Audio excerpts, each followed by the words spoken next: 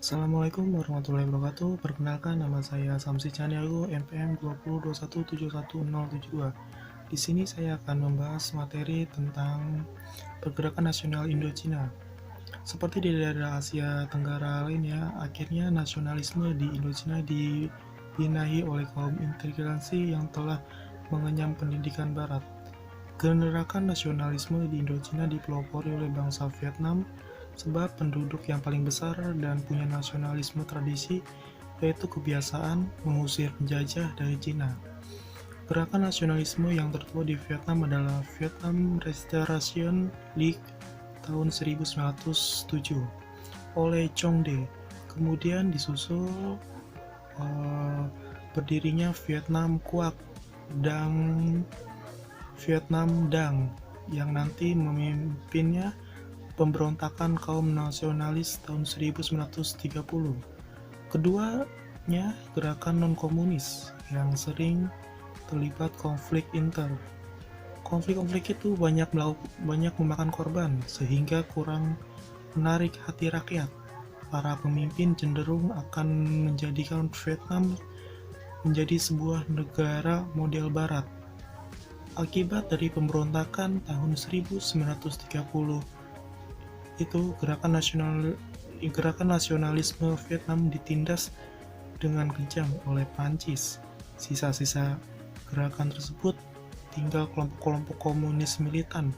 Pada tahun 1930 itu pula Nguyen Ai Quoc mengumpulkan kelompok-kelompok komunis itu dan dibentuk menjadi Partai Komunis Indochina. Nguyen Ai Quoc lalu berganti nama menjadi Ho Chi Minh atau mencari kecerahan, sedangkan nama kecilnya adalah Nguyen Tat Tan. Dia lahir di Kim Lin tanggal 19 Mei 1890. Propaganda yang dilakukan pihak komunis tersebut terbukti dapat menyentuh hati rakyat, yakni perjuangan untuk mengentaskan mereka dari kemiskinan. Setelah Perang Dunia Kedua berakhir, Ho Chi Minh memproklamasikan kemerdekaan Vietnam pada tanggal 2 Mei 1945. Tetapi Vietnam Selatan diduduki oleh Prancis. Karena itu Republik Vietnam pimpinan Ho Chi Minh disebut Vietnam Utara, sedangkan Vietnam Selatan dijadikan negara boneka Prancis. Meskipun sudah dibentuk Vietnam Utara itu komunis dan Vietnam Selatan itu pro-barat, namun perang Prancis dan Vietnam terus berkobar. Dalam pertempuran di Dien Bien Phu tahun 1953, Prancis menderita kekalahan besar dan membawa masalah Vietnam ke Perjanjian Jenewa tahun 1954. Perjanjian tersebut mengakui lahirnya negara-negara di Indochina, yaitu Vietnam Utara, Vietnam Selatan, Laos, dan Kamboja, sebagai negara yang merdeka penuh.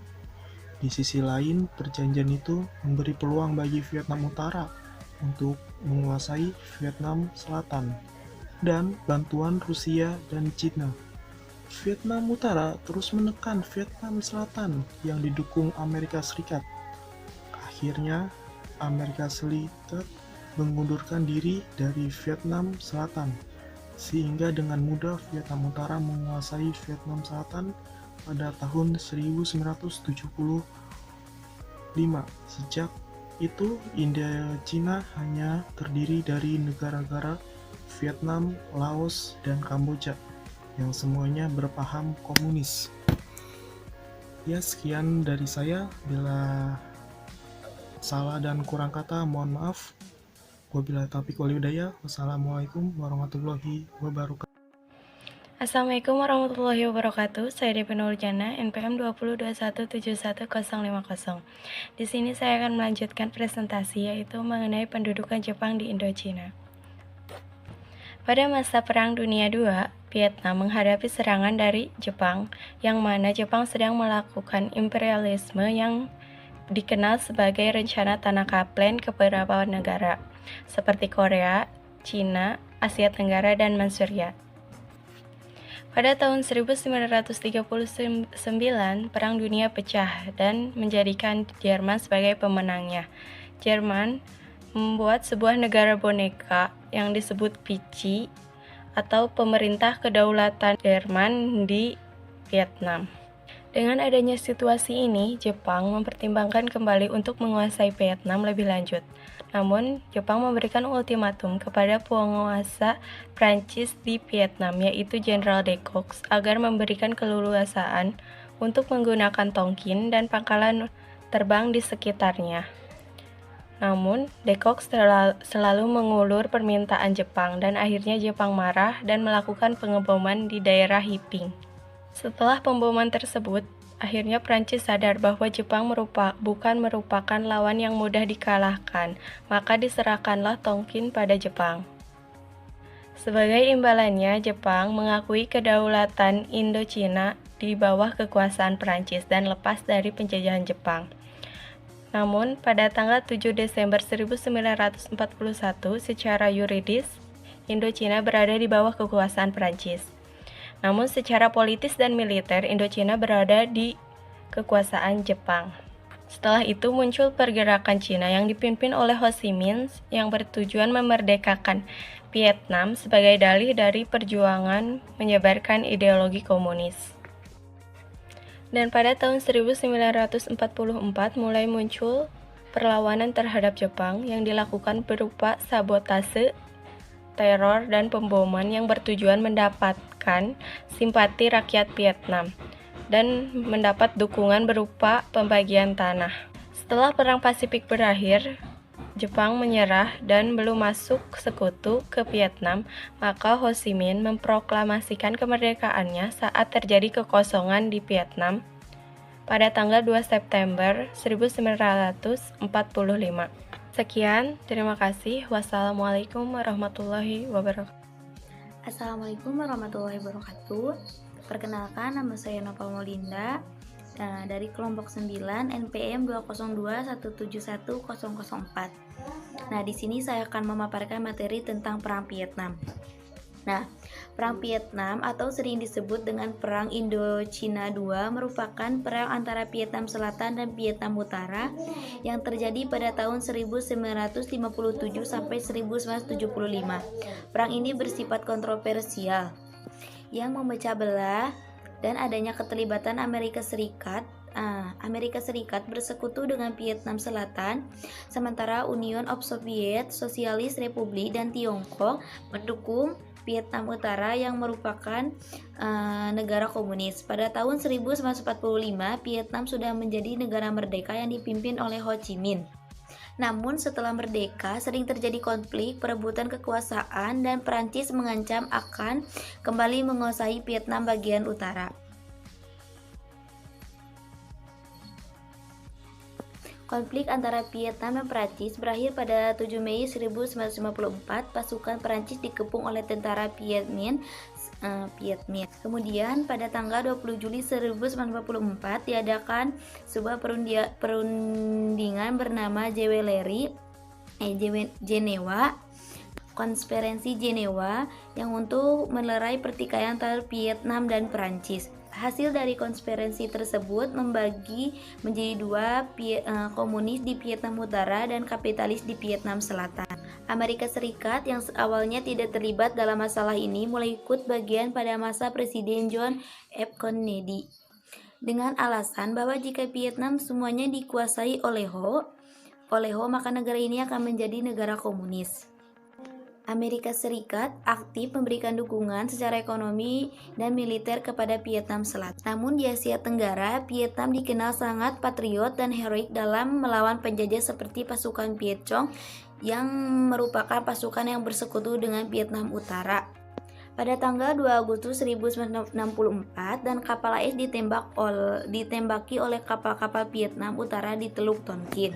Pada tanggal 31 Januari 1968, serangan Tet yang merupakan serangan komunis secara terus-menerus. Nah, pada tanggal 27 Januari 1973, perjanjian perdamaian ditandatangani di Prancis oleh Amerika Serikat, Vietnam Utara dan Vietnam Selatan. Nah, pada tanggal 30 April 1975, komunis mengambil alih Saigon yang akhirnya menuju kejatuhan Saigon dan mengakhiri perang. Sekian dapat saya sampaikan. Assalamualaikum warahmatullahi wabarakatuh. Kedua adalah konflik Kamboja.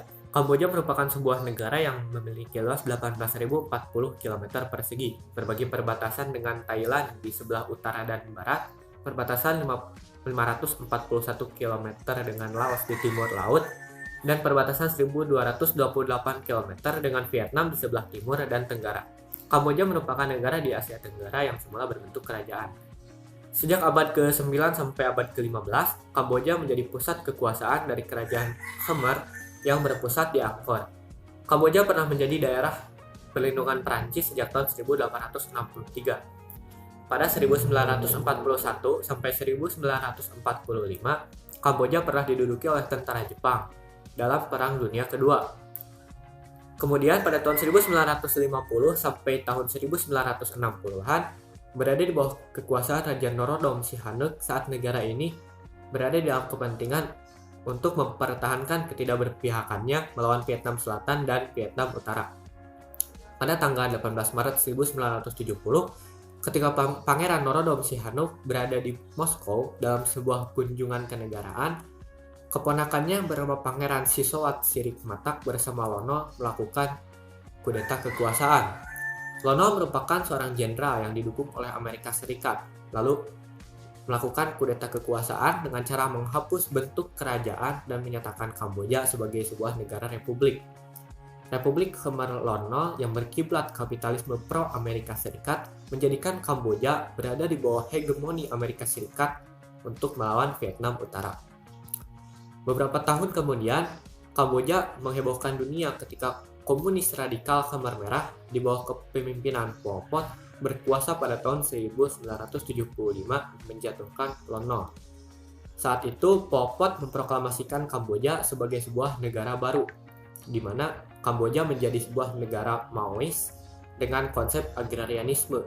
Mata uang dihapuskan, hubungan dengan luar negeri diputus, hukum Kamboja juga dihapus diganti dengan hukum komunisme Maois. Pol Pot dan Khmer Merah mengklaim bahwa Kamboja mampu menciptakan tatanan sosialisasi murni yang berdiri sendiri melalui produktivitas petani. Untuk mendorong petani meninggalkan kota ke desa, Pol Pot juga menyebarkan isu bahwa kota-kota besar di Kamboja akan dibom dan diserang oleh Amerika Serikat.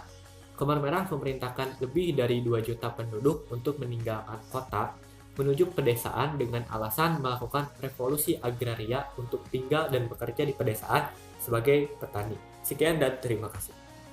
Assalamualaikum warahmatullahi wabarakatuh. Perkenalkan, saya Kokom Komala. Di sini saya akan melanjutkan materi mengenai konflik Kamboja. Rezim Khmer Merah dalam kurun waktu tersebut telah membantai sekitar 2 juta orang Kamboja dan ada sekitar 343 ladang pembantaian di seluruh wilayah Kamboja. Chung Ok adalah ladang pembantaian paling terkenal. Meskipun Sihanouk dipersilahkan kembali sebagai kepala negara secara simbolik oleh Pol Pot, namun yang sesungguhnya berkuasa di Kamboja pada tahun 1975 sampai 1979 adalah rezim Khmer Merah. Tragedi yang menimpa Pangeran Sihanouk sepertinya belum selesai sampai di sini. Pada tahun 1979, pada titik kekejaman dari rezim Khmer Merah dipimpin Pol Pot terhadap lawan politiknya. Menurut para analisis politik, kisah kelam Kamboja adalah pola yang dipraktikkan oleh penguasa komunis dimanapun. Dalam perkembangannya, kemudian dengan dukungan Uni Soviet dan Vietnam Utara, faksi lain dalam tubuh Khmer Merah yang dipimpin Heng Samrin berhasil menggulingkan rezim Pol Pot. Pada tahun 1979, Vietnam berhasil menggulingkan rezim militer sayap kanan Nguyen Van Thieu yang secara otomatis mengusir tentara Amerika dari bumi Vietnam Selatan. Situasi penggusuran rezim Pol Pot membuat Cina marah besar karena pengaruh Cina di Kamboja telah bergeser ke tangan Uni Soviet yang mendukung gerakan Heng Samrin. Vietnam mengerahkan 150.000 sampai 160.000 pasukan di Kamboja. Karena konflik ini sama-sama dari kubu pasukan komunis, maka Amerika Serikat menyebut konflik pertarungan Timur-Timur. Vietnam didukung Uni Soviet dan Khmer Merah, Pol Pot didukung Cina. Akibat invasi rezim Vietnam ke Kamboja, Kamboja mendirikan rezim baru yaitu People's Republic of Kampuchea. Konflik Kamboja selanjutnya memasuki tahap internasionalisasi yang intensif di mana tahun-tahun berikutnya konflik diwarnai dengan pergolakan di dalam negeri. Sementara itu, komunitas dunia dalam kerangka regional mulai meningkatkan perhatiannya terhadap konflik yang makin kompleks. Suasana perang saudara melanda Kamboja selama 20 tahun, yaitu dari tahun 1970 sampai 1990. Pada akhirnya pulih melalui Jakarta Informal Meeting dan Formal Meeting of Cambodia yang bertujuan mendamaikan 4 pihak yang bertikai di Kamboja saat itu. Berhasil diundang ke meja perundingan konferensi perdamaian di Paris tahun 1991, diketuk secara bersama dan disahkan oleh PBB. Terima kasih.